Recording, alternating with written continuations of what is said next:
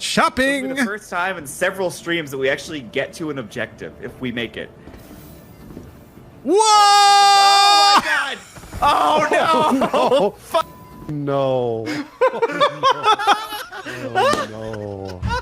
Oh no. Oh my god, that's like something you'd see on Live Leak. Hello everyone and welcome to the Inside Gamescast. I'm Lawrence, joined by Bruce, and we're here to ask a very important question.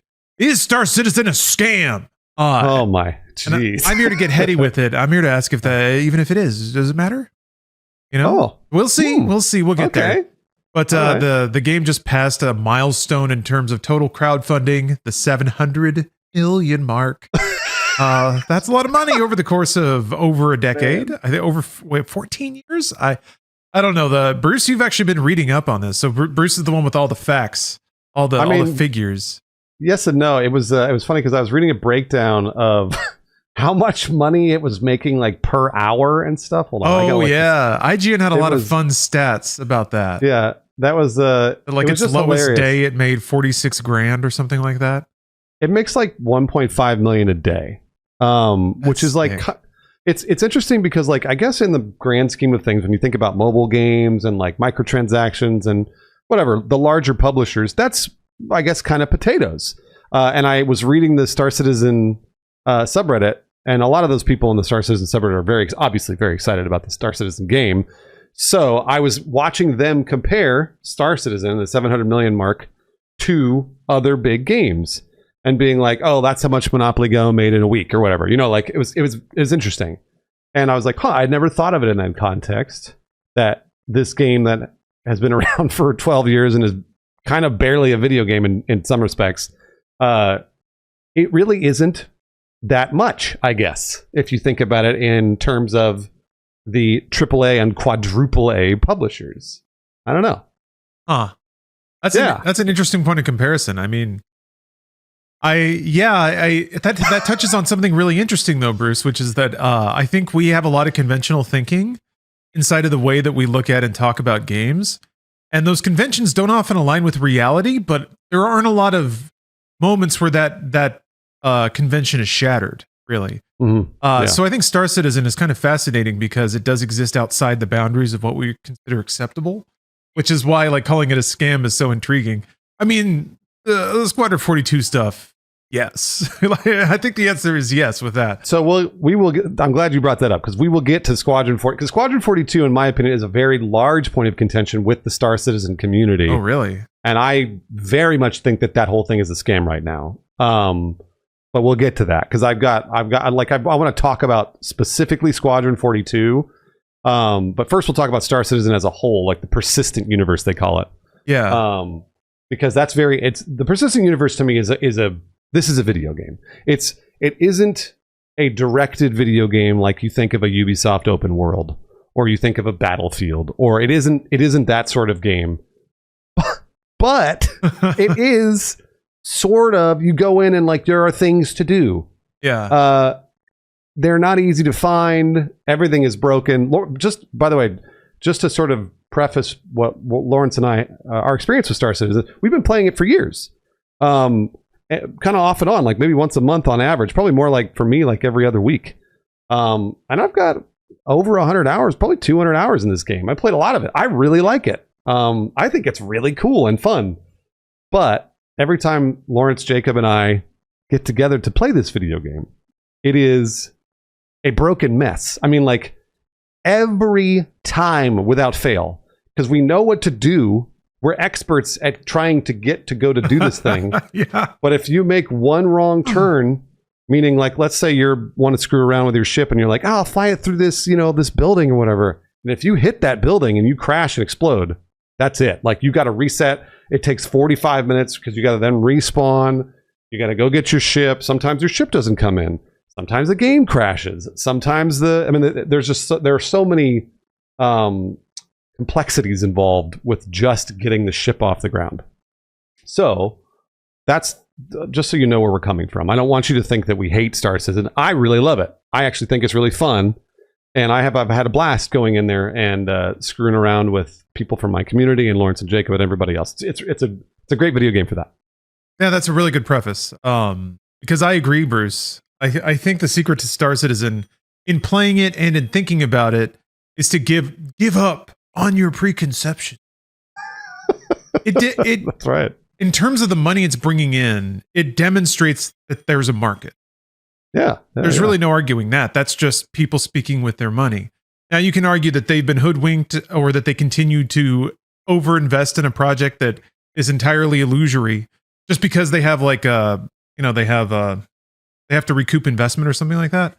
Sure. The investment fallacy or whatever it's called. I don't know. I've seen some mental gymnastics there, but I think it's possible to appreciate Star Citizen for what it is, especially since the actual buy-in's not that high. I agree. And in the same way, I think it's also possible to just accept that it has found its market, and that market might be happy with the game as it is, which also might include appreciating how batshit shattered it is, like kind of like you were saying, Bruce. To me, that's the magic. This weirdly, Star Citizen is the game that makes me understand what people really liked about like Oblivion.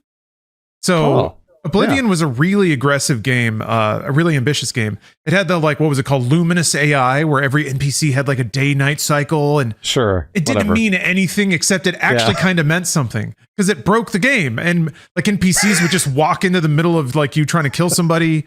Guards would drown themselves and then blame you for it, and like the craziest shit would happen. None of which was intended, but it ended up creating a very unique experience. And it was Bethesda's ambition, even though they didn't get to the simulation they were going for, a real full world with believable NPCs, they still landed somewhere pretty cool. I think that's what Star Citizen is right now. It's so ambitious, and it's kind of what it wants to be, but it's also very much not that at the same time. But that ambition lands it in territory no other game can get to yet. And then it crashes, and then you have to wait 15 minutes for it to load again. So I don't know. As somebody who's played a lot of games, those unique experiences, Star Citizen is one of those rare once in it does something no other game does. Kind of like Steel Battalion. There are games out there that have sold for over retail, or people are willing to pay over retail just because they're so unique. So yeah, I think that's where Star Citizen is. It's the weird, quirky wine of video games. It's also the closest glimpse we have to a full galaxy level simulation, it really is. That's one of the things that like Lawrence is saying, because it's like broken, but also there's some real magic involved. And that truly, there is no other video game that does what Star Citizen does, which is if you want to fly from planet to planet and you want to stop in the middle and then hop out in the middle of space or on any planet, you can do that. And your other friend can fly to you and pick you up in this incredibly large, persistent universe. No other video game does that. And I've never seen it done. In terms of space and space travel and stuff like that, it really is unparalleled. Elite Dangerous is tiptoeing towards that. Yeah. They were bolting on functionality. Yeah. That was, I think, the next goal, except they had a real meltdown with their last expansion. Yeah, people were really unhappy, which honestly, I didn't quite understand why. I thought it was all right. But yeah, I think I need to check in. I need to check in with Elite. Sorry, I was just reminded of that out of nowhere. But that is the closest point of comparison. You're right. Yeah. Elite, it's funny because I fired up Elite Dangerous 6 months ago for the first time. I'd never played it. And it was a nightmare. It was directed for me at first. It kind of told me what to do and how to do it. But then I was like, okay, well, what do I do now? And all of the controls felt so unintuitive. They're super weird. And to its credit, it uses the whole keyboard.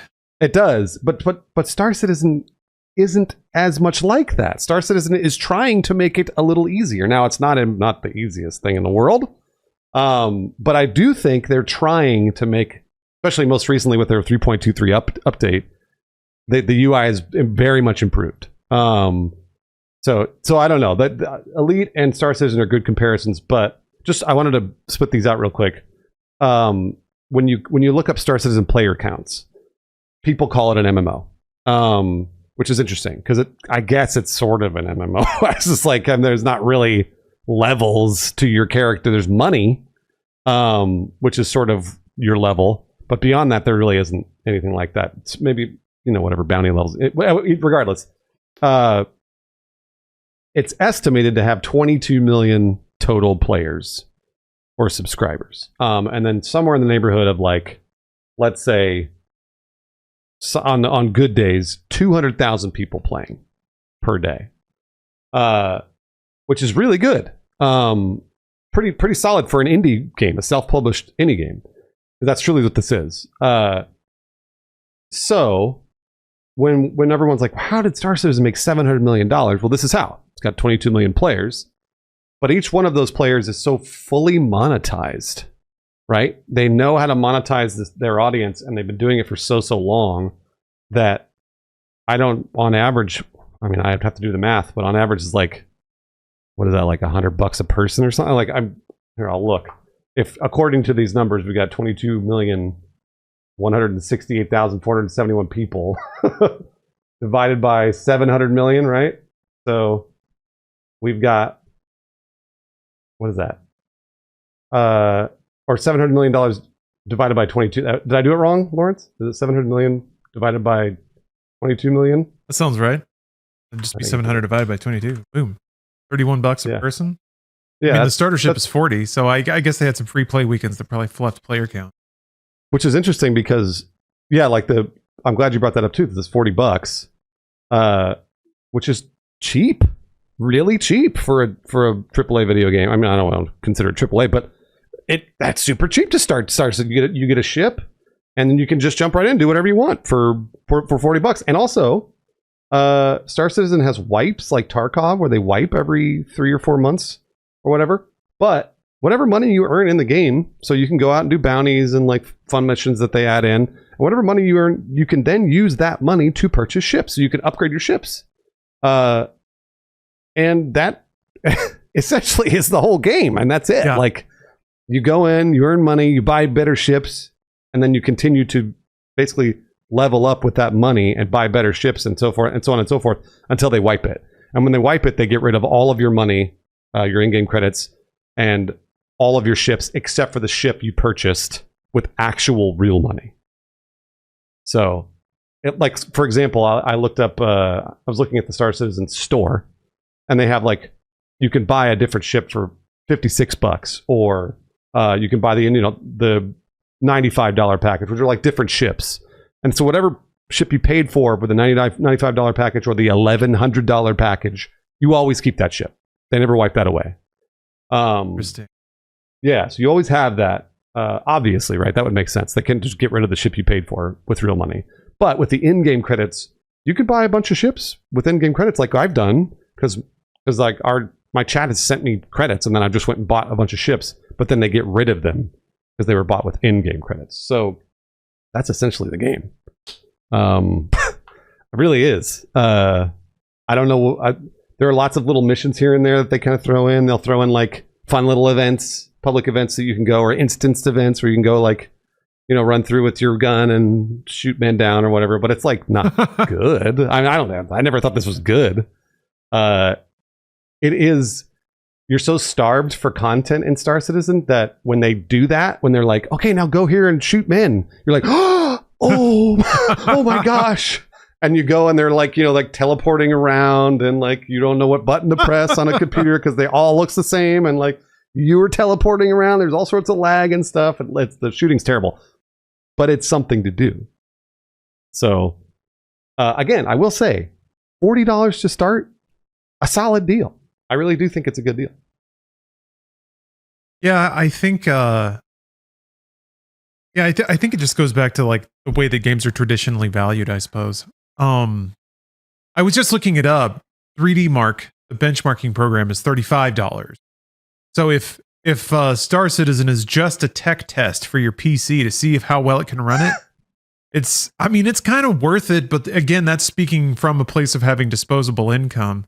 All this is galling to people that have to scrape together money, and they want the most video game for their dollar. But I think the thing that like certain crowds will probably never understand, or in some cases are annoyed to think about, is just the amount of disposable cash that some people have, and they are totally cool throwing it on a digital ship. I think there are some people who point out how illogical that is, as though it's some kind of gotcha, and then if you say it loudly enough, that it will undo this weird situation we find ourselves in where people are willing to spend hundreds of dollars on fake ships. But it doesn't, and they keep doing it, and the world keeps spinning, and the checks cash, and Chris Roberts gets another pool installed. So I don't know. Is it really so bad? I guess. Provided, I don't know, Bruce, and this is what I'm curious about. What's your temperature on this? Is most of the Star Citizen community, like, are they pretty at terms with the actual state of the game, or is there a whole bunch of copium going on? Everyone's like, this game's busted, but we love it. And sure, I'll buy another ship. It looks pretty cool. Yeah, it's pretty cool. It's got cup holders. Like, is that kind of the energy, or is it just a bunch of like insecure, weird hope posting and shit? I don't know. So I can't obviously speak for the entire community, but I have been exposed to them at numerous occasions, because whenever you stream Star Citizen, you always get, we're talking probably 100 people that I have never seen before come in and start talking about Star Citizen. And they start talking about what they're going to add. They start talking about how they fix this, how they fix this. And what's funny about that is that with any amount of pressing on those people. So for example, if they come in and they're like, they fixed the elevators. The elevators are fixed. And I'm like, they did. They did. All right. So like, I walk up to an elevator and press the button, and it opens up into space, and then you fall into space and die. And I'm like, I don't think they fixed them. And they're like, well, but they updated it. And then eventually, once you just get further down into, because there is a little copium involved from the Star Citizen community, because that's what I always read. Everyone's like, well, yeah, I know, but like they're doing this, but yes. It's always this, but. And eventually you get down to, it's broken, I'm having fun. And that's okay. Like, that's all right. And that's always my first thing when I say with Star Citizen, is that like, it's really fucking broken. Like, I would never ever recommend you load into this by yourself, ever. Because if you go in by yourself, you're going to be like, what the fuck is this? Like, you don't even know, because there is nothing to direct you anywhere. Yeah, I can't imagine a player just booting up Star Citizen and like that's some real gamer challenge of just dropping someone blind into Star Citizen and being like, get into orbit. Yeah. Figure it out. Yeah. Holy mackerel, that would be an undertaking. You know what it feels like is, it feels like you're purchasing a spot on a role play server for GTA. Because that's what this is. Because GTA role play, if you've ever, like, I've done it. I don't know, Lawrence, have you ever done GTA role play? No, not really. I've done some like recording, improv stuff, but that's kind of it. Never like a full session. It's really hard. It's really hard because there is no direction. So when you purchase your spot on the Star Citizen server and you drop in, I think there is a pretty small tutorial at the beginning of like, here's how you walk and here's how you interact with things or whatever. But then once that's it. Then you're just sort of wandering around. And I think that's what it feels like, because once it hooks someone with their role play, because the thing I've always, like, I was reading again on the Star Citizen subreddit, I was reading somebody talking about how like, I bought this for my friend 10 years ago. All he does is haul rocks. and he's like, this dude is still hauling rocks, and he's been doing it for 10 years. And if that's what you want, you can do that. So if that is your happy place and it's relaxing for you to grab your ship, fly into space, go and, mine an asteroid, and then bring it back, and then trade it in for 25,000 credits, and then do it again and again and again, then awesome. And that's kind of what the role play is. Like, you can get a bounty put on you, and like other players can go and hunt you down, and like that sort of thing can happen. Yeah, you can try to escape from prison. Do that like ridiculous platforming sequence to try to escape. That's fun. Yeah, we attempted that. I mean, like, and so there's a lot of little mini things to do, like almost like mini games kind of, but they're not. This is not like you would imagine anything else. Like, this isn't a World of Warcraft. This is not an EverQuest. This is not a Ubisoft. That's not Avatar or Assassin's Creed. It is so open-ended that it's daunting and very intimidating. And I mean, the only reason I was able to ever play it at all is because I had the help of Jacob and you and my chat, who have helped me for hours and hours and hours. Because I mean, it's so hard. So I think, getting back to is it a scam? And I like that you've brought up the fact, well, if somebody's having fun, if they purchase it for $40 and then they're hauling rocks for 10 years, is that a scam? And I don't think it is. I mean, I think that they've given somebody a sandbox to go in and do whatever they want. And so they've decided that that's what they want to do. But I think to the larger gaming audience, I think it is getting pretty close to a scam, because I read a lot of the things that Chris Roberts says and the blogs say and their updates say, and they're always like, oh, we updated this and we added this. And it sounds like they're doing a lot of stuff. And I believe that they are, but you don't ever see it, you know? Like Lawrence and I and Jacob, we just played and they added a map. We had never had a mini map in this game ever for as long as the game had been out. And they added a mini map, and they have maps now of the cities, and like they fixed their not interstellar, but like interplanetary map, so you can travel from planet to planet, and that's fixed. But like they had never had that before. They never have a fucking GPS, and like people were like, it was like the second coming of Christ for these people. They were like, I can't believe it. And I was like, what the fuck? Every video game in the world has a GPS, like, and So it's really interesting to see, again, that copium. Because, like, bro, how did they not put this back in 2013? You know, like when they had raised $200 million. You know, like, so that's sort of where I start to get into scam territory. I don't know what you think about that. Gosh, it's tough. Is the game misrepresented in any way? I don't know. What do they even promise these days in terms of what the game will do? I think the Squadron stuff is pretty crappy because they accepted money for that and even had like promised Squadron release 42. dates. Yeah. Yeah. That's pretty clear cut. But when it comes to just buying into the online MMO experience of Star Citizen, that's kind of tough. I think it's also like, I feel like it's incredibly hard to fully misdirect consumers these days. Just in terms that you can look up VODs of the game. You can look up streams.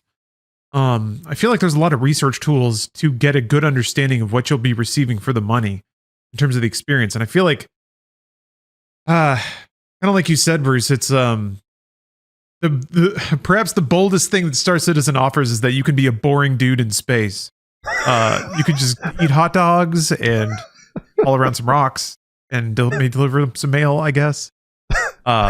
Yeah, and then that's really appealing to people. I mean, there's tons of people who want to do that in like Star Wars. They just want to run a juice stand on Coruscant or something. So I think that's a valuable fantasy to people, and $40 is actually a pretty low bar to clear, especially since it doesn't really have subscription fees or anything for having an MMO structure or an MMO framework, I guess. So yeah, it's really hard to feel like it's a scam, but then again, yeah, it's the words. I don't know. It's the marketing. Yeah, the marketing. Chris Roberts definitely oversold the game and overpromised its release date for years and years and years. It did eventually stop, right? I think there was some update where he's like, we're not even gonna pretend like 1.0 is a thing that's gonna. I mean, they're still driving towards it theoretically, but yeah, they're not giving like timeline updates towards 1.0 anymore. So I think that's a pretty clear signal to people about what it is. It's going to be ongoing forever, essentially. So I guess then is like, what's the harm? Who's being harmed here? I can't really think of anyone, because Star Citizen is in its own class. But I don't think anyone's going to stumble into it thinking that it is a traditional kind of game. Yeah, that's true. I mean, like, I think, put it this way, if you only read the marketing of the blogs and Chris Roberts and then bought the game and paid $40 and then you loaded it and you'd be like, what the fuck did I just buy? Okay. But Lawrence is right. If you went and watched a stream or two or some gameplay, you would probably get a better sense of the fact that there is no direction, unless there are like the people that play Star Citizen or stream it or do gameplays, generally speaking, if they do it a lot, they're really good at it. So it looks like it's so effortless to them, right? Because they're just like, and no one ever mentions bugs or like if something happens or whatever, they're just sort of like, oh, whatever, just sort of pass on by. Not like us who like hone in on that stuff. We focus on the fact that it's broken. But if you play Star Citizen every day or even every week, you are accepting of those bugs and you already know that they're going to happen. And if they happen, you just sort of move on and go, whatever. So if you watch those streams, you might be like, wow, this dude is he's going in and hauling rocks over and over. That looks cool. That looks like something I could do. But then if you load it in, you're like, I want to haul rocks. You wouldn't know where to start. You'd have no idea.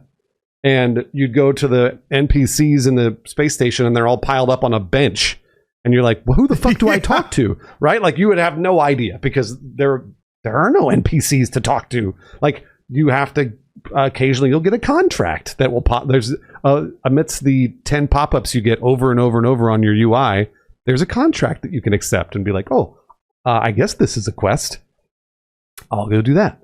So that's why, like, whenever I stream this or play it, I'm always like, I have to make sure and let people know, like, this is not easy. It's so far from easy.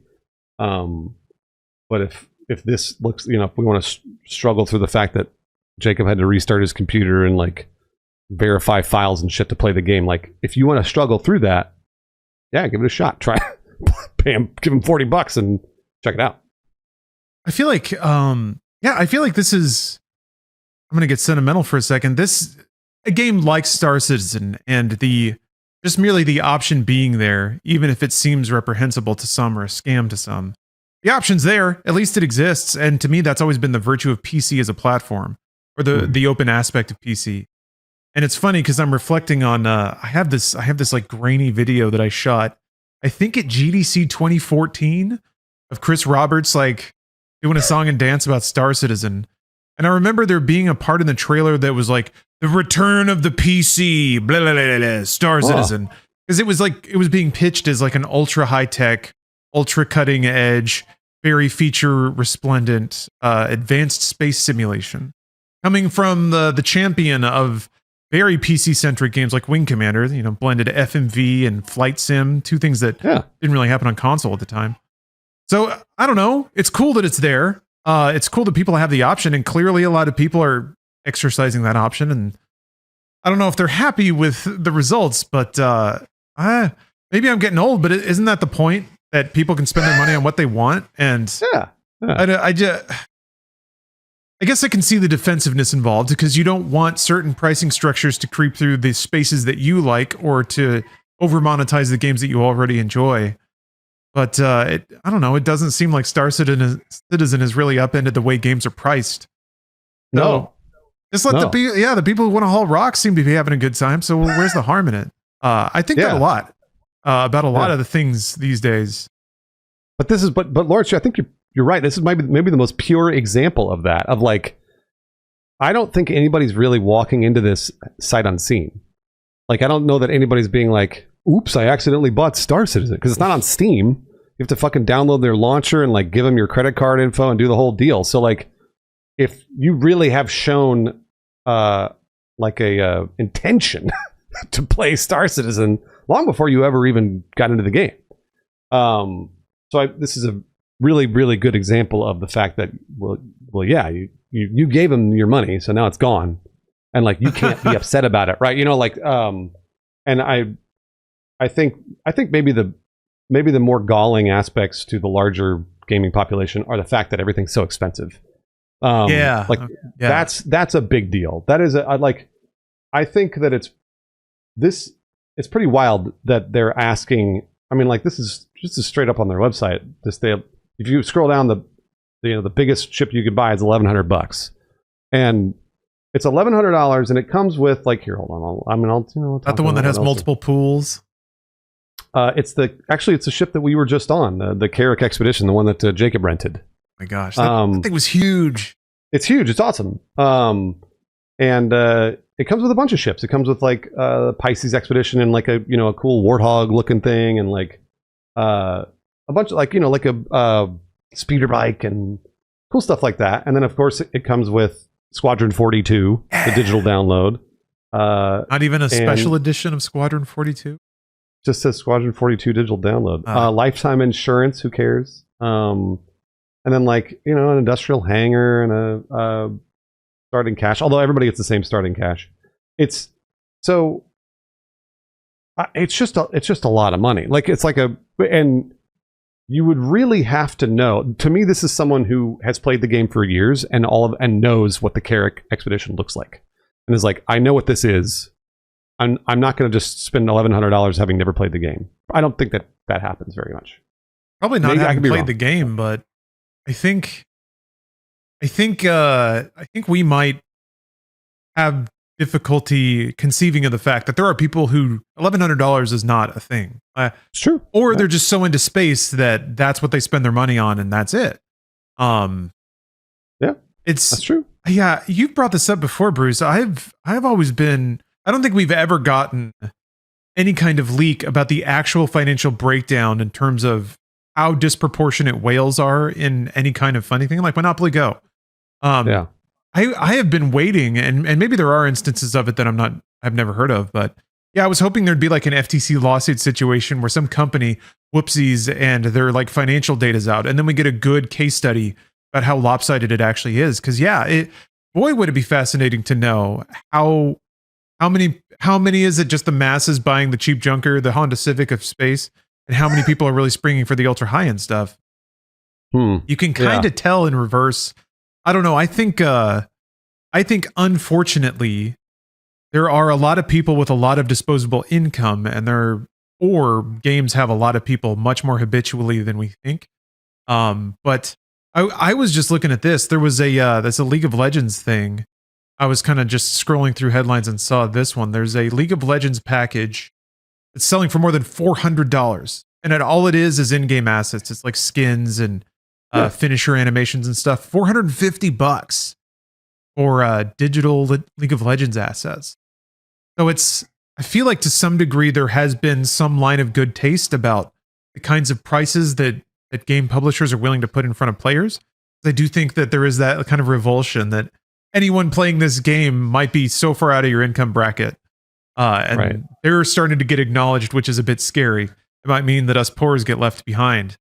But I think those walls are starting to evaporate. What was it? Star Wars Outlaws, and they're like their pricing structure where they had the like $150, $140 version just right there. I think people are becoming more tolerant to sticker shock, or publishers are finding that they're not getting punished by the market by putting higher and higher priced digital goods out there.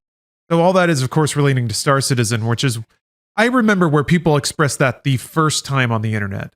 There was Horse Armor, and then Star Citizen came along and had the gall to charge over hundreds of dollars for a JPEG. You know, that was always the joke. And again, 10 years ago, people were pointing and laughing, and here we are 10 years and $700 million later. And you know, what did all the eye rolling do? Nothing. So we're still eye rolling though. So it's just, we're just doing it because I get it. It's just such a weird situation to observe. Yeah. I can, it's funny because I can counterpoint. I can't counterpoint the $1,100 one, but I can counterpoint, like, for example, a $100 ship. Like, you bought a $100 ship. The ships are the coolest part of the game. They're so fucking cool. Like, I can't say enough about the designs and the interiors and what the ships can do and all that. Like, it's not a JPEG. It really truly is. You're buying a thing that you're going to use all the time. And having used a lot of these ships, I don't know that I've ever been inside a ship and I was like, this is stupid. They always look cool. They always have really cool features. I can't see myself ever spending $1,000 on a ship, but it's neat to see what they do. The people making these ships are absolute geniuses. They're like probably top of their field. These designers, I feel like, should be anywhere else. But they're doing it. They're killing it. So I do think that there is value in those Star Citizen ships. And if, you know, like, of course, the persistent universe is really cool. So you can, like we talked about, fly through space and get out anywhere and whatever else. But I really, truly think the ships are the biggest draw. So when somebody shits on a ship, it's like, they spent $700 on the ship. I'm like, yeah, but if they're going to play for 10 years and they really like that ship, I guess I understand. It kind of makes sense to me. So I got to hand it to him for that. You're right. I guess the cynic would say, of course, that's the most impressive aspect because that's what continues to earn them money. Which they, I guess, if you take that one step further, then you could say, oh, they should be spending time developing all the features they promised instead of releasing more ships just to make more money. I can see that, because that's when it's like, okay, how many dev hours are you spending making new ships that I'm not interested in buying? And that's coming at the cost of the features that should be coming to me as somebody who already bought into the baseline version of the game that I'm still waiting to arrive. Okay, I can definitely see the path there of getting frustrated at increasing monetization, but you're also correct, Bruce. That money isn't for a JPEG, and walking through those spaces is quite impressive. It's not. I don't know how it's. These ship interiors don't look like knockoffs of other science fiction things. Not at all. Yeah, No. they have their own unique interior architecture. All the props and chairs and lighting and stuff is all bespoke and looks very good, because the game's on a very impressive tech base that also breaks all the time. So it's so interesting, because I can jump into either mindset almost at the drop of a hat. I can put myself in playing the game, looking around these cockpits, seeing the incredible detail. I mean, shit, just the doors opening. It's like custom machinery for every ship, and all of it's custom animated. You hear all the clicks and pops of all the little chunks going on. It's pretty exquisite, but that requires you to have a brain that whose neurons are activated by that sort of thing. It's true, yeah. So it's a pretty bespoke experience, but again, it's the only thing doing what it does. So far.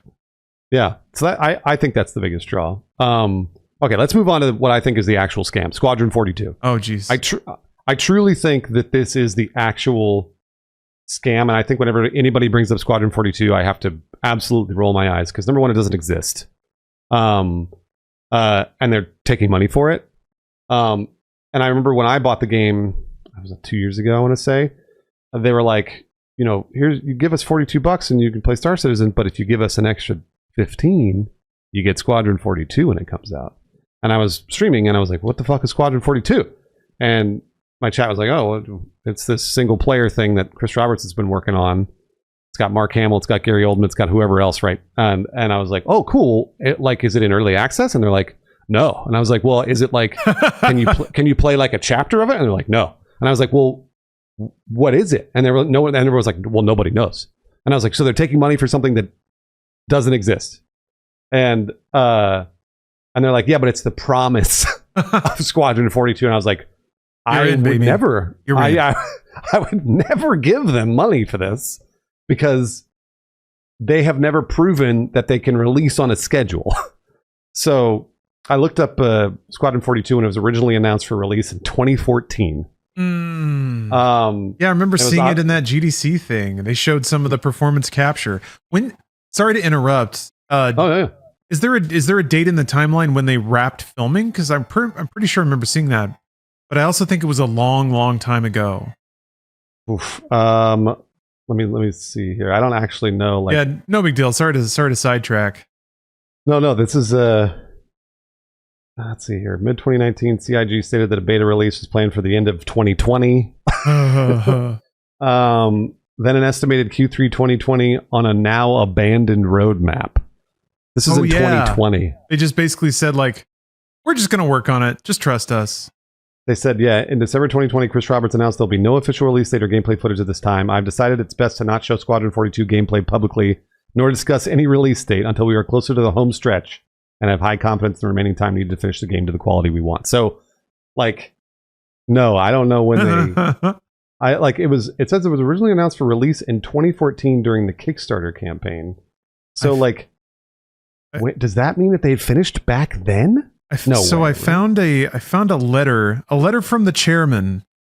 Oh, I'm looking for a date stamp on this thing. Here we go, July 20th, 2015. Okay, all right. A week ago Wednesday, we wrapped the main performance and motion capture for Squadron 42 Episode 1 after 66 shooting days. Started shooting on March 31st.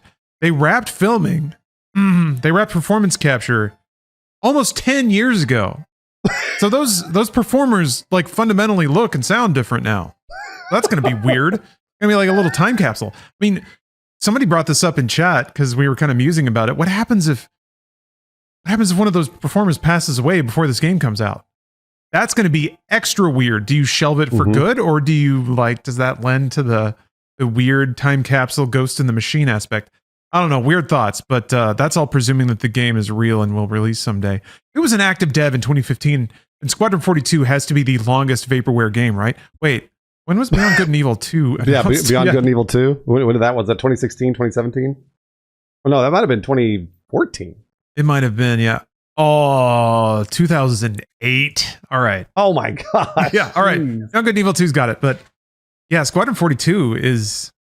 It's kind of been forgotten about. I think everybody collectively was just like, yeah, okay. They just kind of wrote it off. Well, that's the worst part about that, because I think you're kind of right. I think since Chris Roberts in 2020 was like, we're not going to talk about it anymore. The problem is they've been taking money for it. So people have been paying for it, and they also include it in their ship packages right now. But I couldn't find a way to just purchase Squadron 42. So before that existed. Before it was like, give us $20 or whatever, and you get episode 1 of Squadron 42. That's gone. I couldn't find it. It might exist, but I didn't see it. So to me, that's a huge red flag that they were taking money for something that they have been like, well, they keep pushing, and eventually like, no, we're not going to talk about it anymore. That is scary. Because what they're probably doing is they're taking that money and using the development for the features for Squadron 42 and then just shoving it into the persistent universe. And then, because they have actually even said that they're like, oh yeah, the stuff we're making for Squadron 42, we also were able to put it in the persistent universe. And everyone's like, yay! But what about Squadron 42? So another thing that's a huge red flag is that the game is planned to be released in multiple episodes. Yeah. So according to the developers, they'll be offering an estimated 20 hours of gameplay for Squadron 42 Episode 1. So like there's more than one episode of Squadron 42. And how recent was that reference to Episode 1? Let's see here. Are they still calling it Episode 1, or did that just fade away at some point? Kind of like, what is it? Dead Reckoning like, Part 1? They're saying like 2014, 2015 is when they talked about this. Okay. So I haven't heard it referred. Yeah, haven't heard it referred to as an episodic thing in a while. Well, there's one thing. We got a new piece of news about Squadron 42. This is the end of 2023. Was Chris Roberts said Squadron 42 is now feature complete and has entered its polish phase. And this was at CitizenCon. And it was there's a CitizenCon. Yeah, there's a convention every year. How do they fill the time? I mean, with stuff like maps and shit. Yeah. Like they're like, check out this GPS. It's just funny because again, like somebody said, we were excited to announce that Squadron 42 is now feature complete, and I was just like, who gives a shit? Yeah, and I was like, so what? Like they have nothing those to features, show. Have they? Yeah, no, right. They don't. You don't know what the features are. So to me, again, this is like Chris Roberts doing damage control. I think he's sort of like, hey guys, I know we took your money for Squadron 42, but don't worry, we're still doing it. We're still working on it. And I don't necessarily think they're never going to deliver it. But if this game's been delayed almost 10 years, and they stopped talking about it 4 years ago, that's really scary. So that's why whenever we talk about Star Citizen, I'm like, just take it at face value. Give them $40 and jump in and fuck around, because I would not start hoping. Don't do the hopium thing and be like, oh man, Squadron 42 is going to be here. It's going to be so cool. Like, because that's what I see this in my chat. Whenever I play Star Citizen, people hop and they go, have you seen Mark Hamill in Squadron 42? I'm like, bro, like you might never play that. You might play it in like 5 years from now, 10 years from now, something like that. But like, maybe just don't even think about it, because it's probably not really even a thing. So if my advice for people that decide to fire up Star Citizen, if anyone along the way they say, give us another extra $20 for Squadron 42, don't do it. Don't do it. Don't give them the money for it, because I don't know that thing is ever going to come out. It might, but it'll probably gonna be a little bit. Yeah, you can always just buy it when it comes out. Right. That's something that's always a bit bizarre to me. I know that there's people get really, or they've made a cause about not pre-ordering games. I'm not quite sure what the intent is there. I guess maybe philosophically it's don't decide to buy a game before you actually appraise what it is. And that I can get behind fully. There's like pre-order bonuses and stuff, but what's the point, man? It's all digital. It's not like the servers are, you can preload. That matters if you have bad internet. But anyway, all right, I'm digressing a lot. But yeah, for Squadron 42, why even invest mentally in something before it exists? I think that's true of all games, really. Maybe this is like, when people lived through the Depression, they were like squirreling food away all over the place. We're not in any kind of we're not pinched in any way for video games. Not even affordable video games of any kind. I mean, that's again speaking from being a PC player, it's not quite the same on console, but still, we have a gluttony of choices out there. Yeah. So to pin hopes on one particular thing and overinvest in it doesn't make logical sense. And again, Star Citizen is kind of a rarity. That's right. I don't know. Have you played any of the Wing Commanders going back? Any of those kinds of games? Yeah, no, I played them. They're fun. I mean, like that's what started Chris Roberts' reputation. Mm-hmm. And they were cool. They were super fun games that I loved way back then. I don't know that I have faith in what he's doing now for a single player campaign. I mean, it'll probably be pretty cool, but I mean, I still don't buy into it because of all the reasons I just stated. Mm-hmm.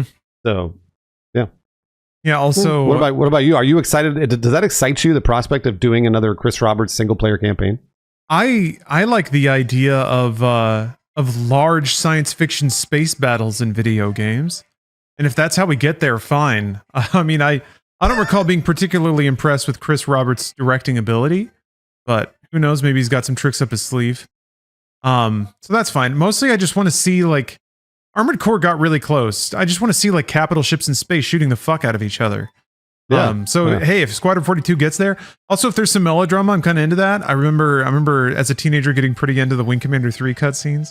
Of course, that was cool. Yeah. And the actors all knew what they were doing basically, and they were having fun with it. So I don't know if Squadron 42 is going to have any of that energy though. It's got a hell of a cast. So hopefully they know how to have fun with it. I don't know. Honestly, now the more that I'm thinking about it, and I'm actually kind of watching the I Held the Line video on the side over here. When I'm thinking about it, I mean, granted, there's tons of games to distract me, but there's not really like a premium science fiction space combat game out there. Is there? You mean like one with like a single player campaign? Yeah, a story, cutscenes, missions. Again, Armored Core 6 is kind of the closest I can think of. Yeah. Boy, why? I mean, Starfield was the closest we got. Yeah. Shit, you're right. Yeah. What a bummer, man. There's not a single giant laser in all of Starfield. Whenever you're in your spacecraft. That's true. Missed opportunity. Well, shit, that might as well be the motto of Starfield. But yeah. I mean, there was a concentration of those on PC specifically in like the mid to late 90s. Wing Commander, of course, Free Space is one that I think about fondly as well. So I think that we might be on the verge of getting another one of those, but actually scaled up to 2024. Actually kind of exciting. And yeah, the idea that could cost what, $20 is what you said? Well, so that was one thing I should say. Is it's that all an like add-on though, right? It's an add-on, right? So, and it's funny because this is the copium that I always hear. People are always like, well, yeah, but if you buy it right now, it'll be cheaper. And then when they release it, it's going to be 60, so you get a discount. And I'm like, oh my gosh, like I'll happily wait 5 years and spend an extra $40 on something I know is real. How is that something? How is that legal? That feels weird. It absolutely does. And then, like I said, this is the part that I kind of think it actually is scam, because I don't know that is legal because they're taking money for something that doesn't exist.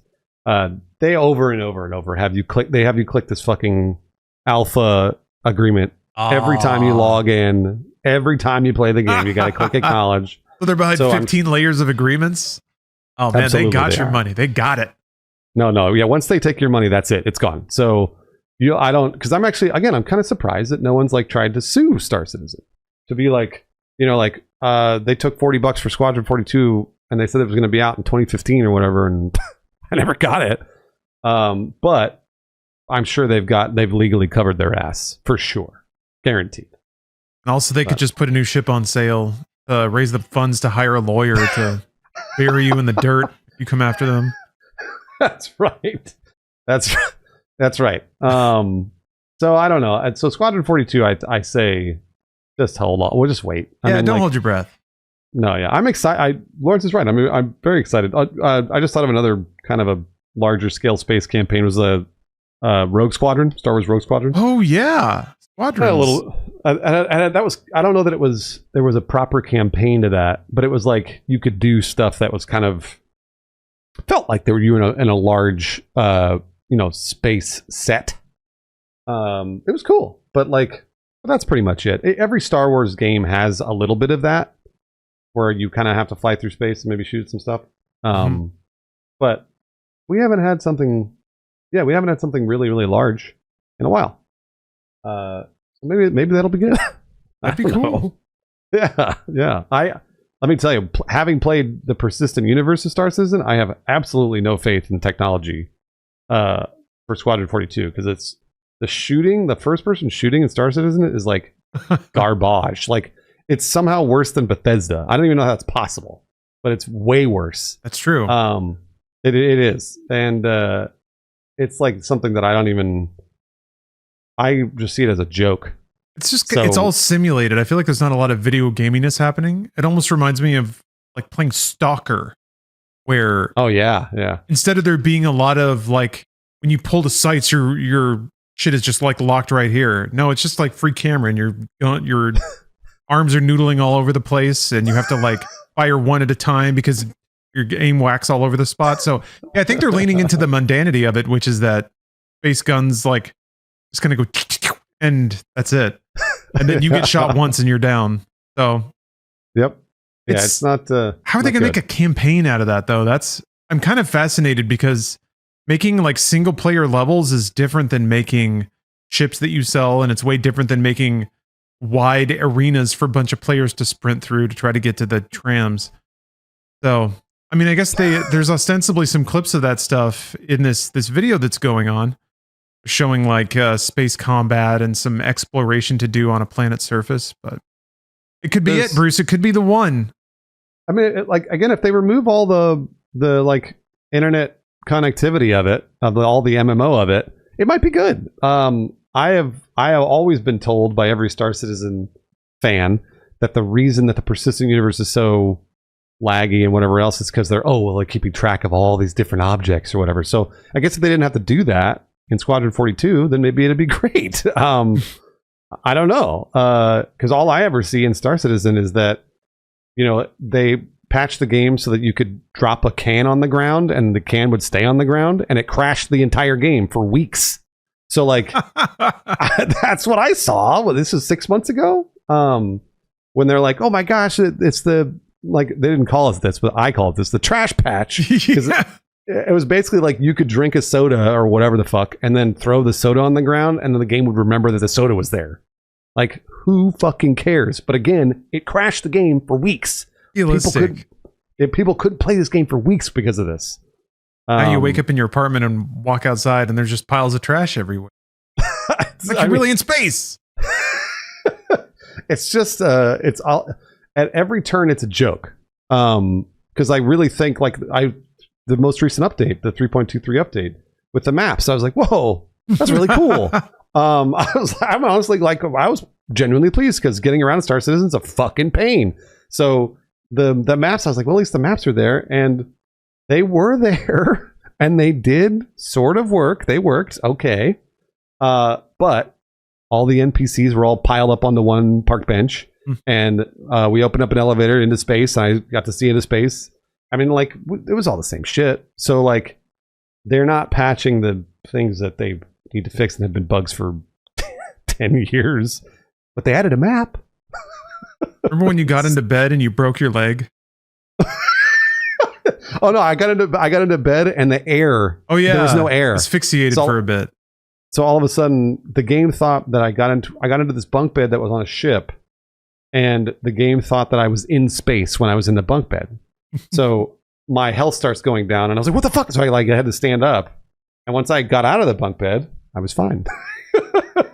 And we had discovered that one of the bunk beds on this ship specifically did not have atmosphere that you couldn't breathe. So, I mean, it's just like it's crazy. It's ridiculous. Like that kind of shit is everywhere. It's all over the game. So it's a rickety simulation, and you can see the tears in the matrix all the time. But yeah, again, if you take it at face value, boy, is it a special experience. Yeah, it kind of feels like the walls of reality kind of warp every so often, and it keeps you on your toes. Yeah, that's right. And sometimes really keep your toes like buried in your head, and your head buried in the wall. It's a thing. It's a thing. Yeah. So I don't know. Just be really careful if you're going to give them money. That's what I would say. I would be careful. Yeah, fair enough. I resented it for a while. It's easy to be dismissive, but the magic of the thing that Todd Howard said no one cared about of just like rolling out of bed, catching the train, taking an elevator to your ship, and then just uninterrupted exiting a hangar, flying out of atmosphere all the way to another planet, landing, getting out, and then walking around. That's magical. That's magical, and that by itself is worth $40 to me. I agree. Yeah, and that's pretty much it. That's the value proposition at this point, as far as I can tell. But that's okay. I like that. It's funny because I'm kind of reminded of there was a situation a while ago with a game called Ashura's Wrath, and this has been kind of dominating my thoughts because it's such a weird game. I guess thinking about Hellblade 2 and its apparent lack of success in the market or whatever. But Ashura's Wrath was a very strange kind of game, the kind that I think Capcom wasn't very confident that it would make a lot of money on, so they tried to play some tricks. They basically had the full ending of the game locked behind DLC, and people hated that. Yeah. And I can get why. But for me, if you look at it another way, it just made it an $80 game. You just had to pay a little bit more for the full thing. And it was such a weird and cool and well done kind of thing that I didn't mind paying a little bit more. But I think Capcom unsuccessfully was trying to figure out ways to negotiate the price of a game higher. I think publishers since have been a lot more effective. But it's a bummer that didn't work, because that means that games like Ashura's Wrath were not made ever again. Right. So until about now, actually, I'm playing Indica, which is another game that's very cerebral and weird. So it's strange to get Hellblade 2 and Indica in such short order, but yeah, I'm okay with games trying different things to find their market and find their audience. I'd be willing to pay $150 for Shenmue 4. And if there's not a lot of me, but if they can find a way to charge me $150 for Shenmue 4, maybe that'll work out. It won't, but it would be cool if it did. Right. I just hope that market norms don't prevent ideas from being made if there are people out there willing to pay for it.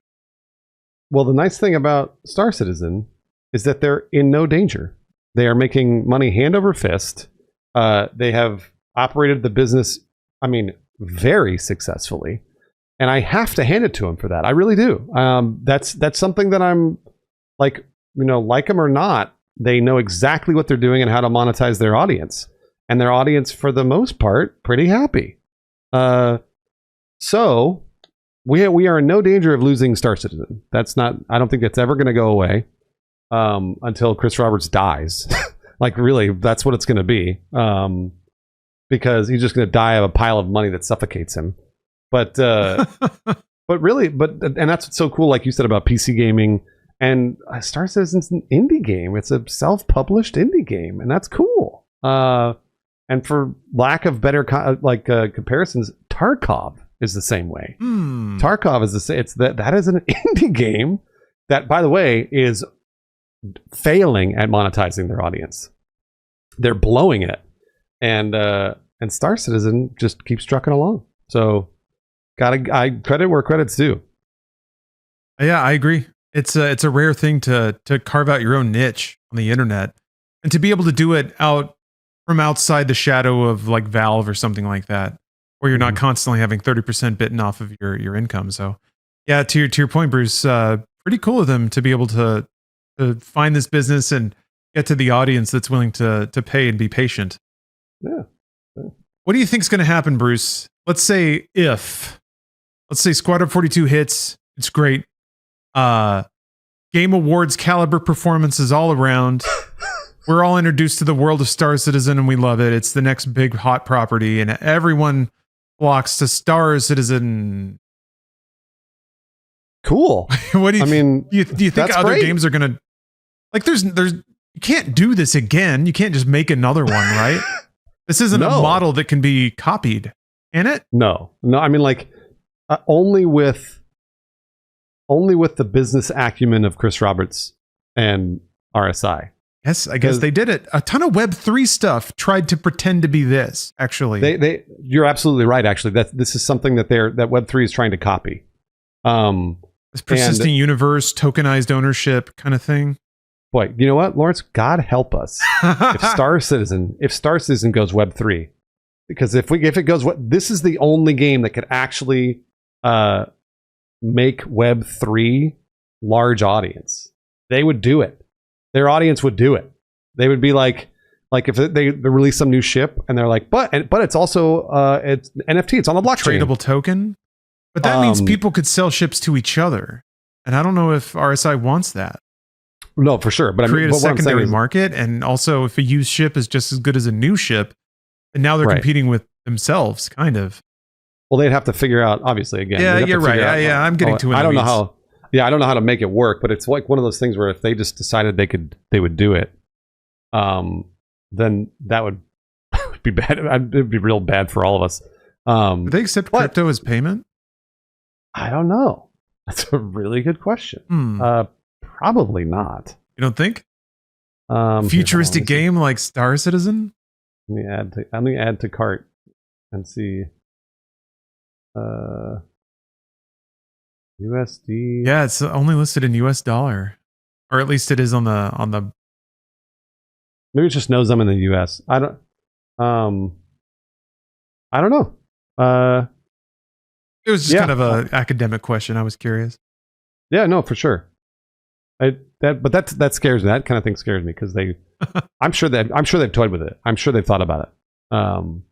And you know, like if Chris Roberts is there standing in the way, being like, nah, we don't need to do that, because they don't. They're making enough money just fine, which is also maybe another credit to them. They are not an EA. They're not publicly traded, so they don't have to worry about their line always going up. So if Chris Roberts is like, no, bros, we made enough, we're good. Everyone's like, okay, cool. You know, they're not like constantly trying to figure out ways to steal more money from us and give it to their executives. So I'll hand it to them for that. I think I remember there being various exposés along the way, like takedowns of Chris Roberts and how he spent the money and examining receipts and whatnot. So I'm not sure that there's a lot of compassion and acceptance about maybe where all the money's been going. But I guess I can't say for sure either way. It is fun to follow though. Yeah, but it really is. I would love to see the books. Yeah. Yeah, right.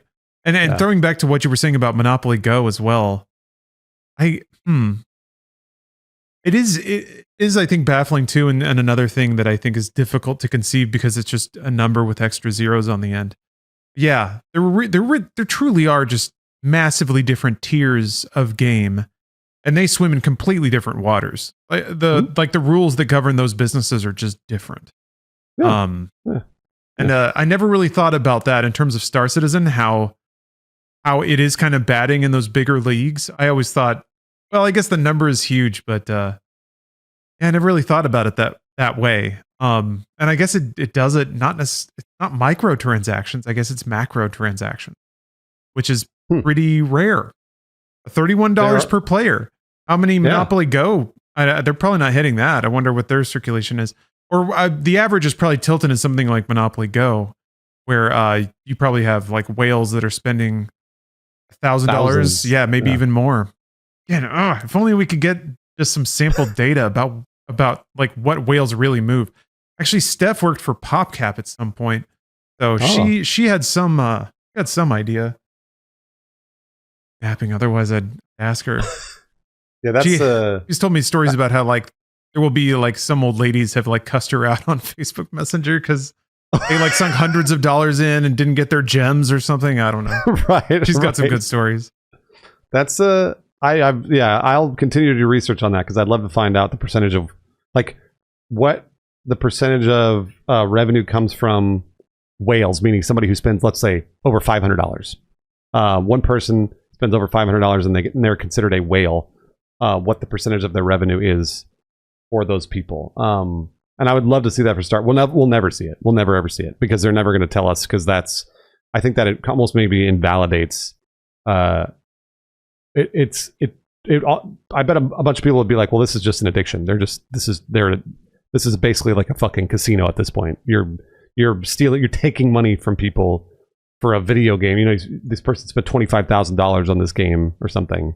And that's very depressing. So I don't think they're going to do that. Yeah, Bruce, I think that's why that data is so hidden, because I think if it was plain how much some people spend relative to others, it would be very plain that there's like compulsion going on, and it would be extremely plain that it's not healthy. You know, some people that have a lot of money to burn can burn it however they want, but yes, I agree. I think it's a kind of frustrating but accepted truth that a lot of gaming companies do actively deal, like the mobile games really kind of deal in some very shady manipulation practices. Dark patterns is a really cool phrase for it. And the way that people talk about it, it's like they know what they're doing. They just refuse to put words to it. And I've heard that about a lot of people who move through those spaces. They're like, these people say the like most fucked up shit and then pretend like it's all cool, but they know exactly what they're doing. They're just, they can whitewash it all.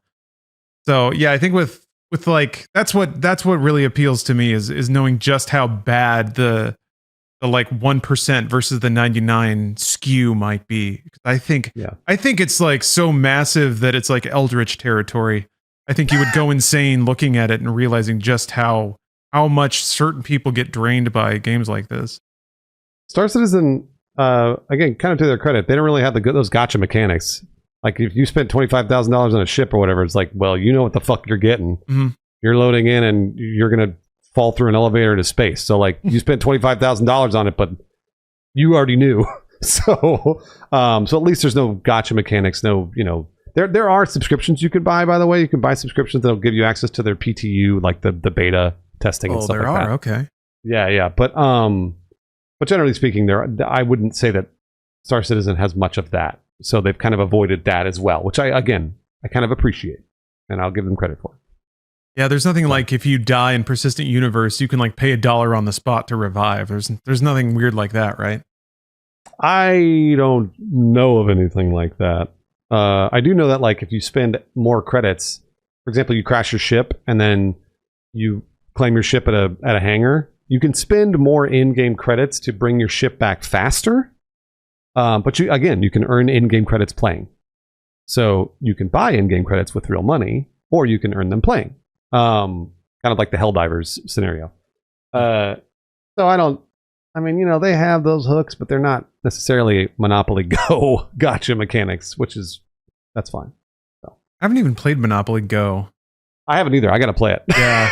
I got to give it a shot because I'm really curious to see how addictive it is. Yeah. How did that game...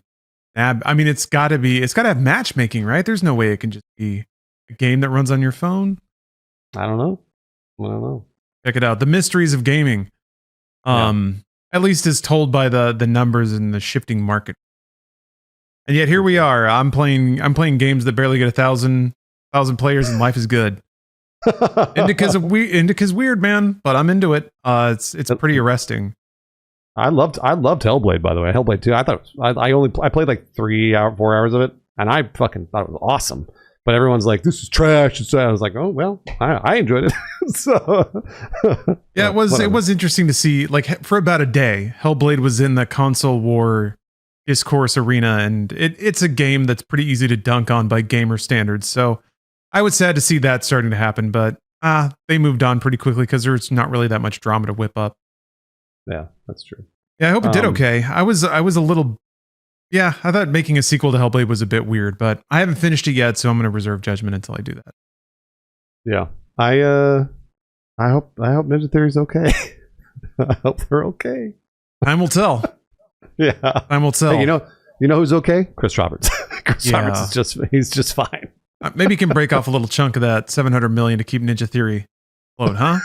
Yeah, right. Bring some of seriously. that creative talent into Star Citizen. It'd be cool to have like a, Star Trek something something. You fly too close to a weird nebula. You have a trip out sequence. Yeah. Boom. You got Squadron 42 Chapter 2. Mark Hamill does acid.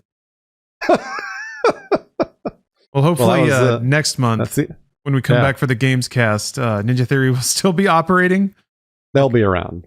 We'll be after we'll have the Xbox and PC conference will have happened by then. So maybe we'll be singing a different tune about the state of Xbox. And yeah, Chris Roberts will still be here. At least we can hope. Making $1.5 million a day. God bless him. All right. Well, thanks, folks. Listening to the Inside Gamescast, we did not make $1.5 million today. But there's always tomorrow.